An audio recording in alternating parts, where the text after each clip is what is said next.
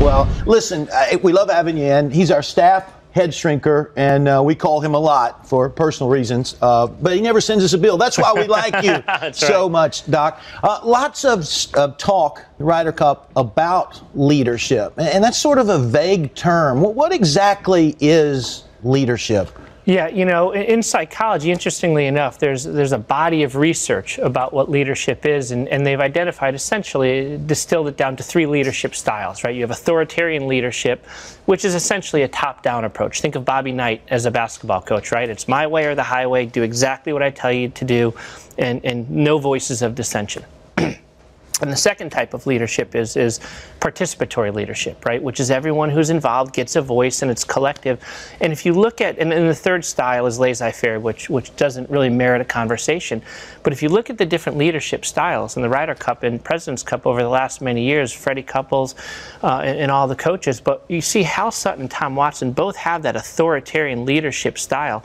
And I think that's all Phil Mickelson was making reference to. It's that what tends to work, and this is what the research shows, is that a participatory leadership style. Now, when a leader, an appointed leader, invites people into the process to have a voice, it tends to spawn creativity and better performance. So you can really see very clearly Tom Watson's old school approach, not criticizing it, just identifying it, as opposed to what Phil Mickelson was really, you know, talking about. Yeah, really interesting stuff there. No doubt. different styles of leadership among the captains. Let's talk a little bit about the importance of veterans in a team environment. What can veterans bring to a pressure-packed situation on a team? Well, and you know, there's an argument to be made that what Phil Mickelson did actually was leadership, right? That because the young guys can't really speak up to a legend like a Tom Watson, that to a degree is Phil Mickelson's role. So that's a veteran role, right? Is to voice that and bring that to people's attention. And the key thing that in institutions, whether it's a corporation or a governmental, like the White House in transitions, it's what's called institutional memory.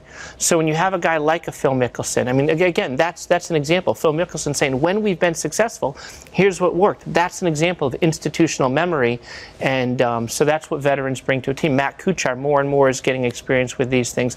A guy like Jim Furyk. So very valuable stuff. Is one of the weaknesses of the authoritarian approach the fact that you don't give team members an opportunity to lead?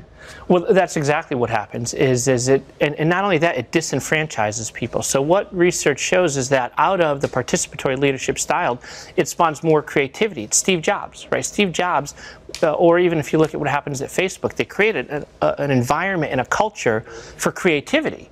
And you get all these wonderful innovations, but and particularly in the modern day, you know, if you go back to the 1940s, 50s, a top-down authoritarian leadership style was it. But that doesn't work anymore, and I think that these voices of dissension, I think Phil honestly probably was speaking on behalf of the team. I mean, people couldn't say it, but those looks that Hunter Mahan gave were absolutely priceless.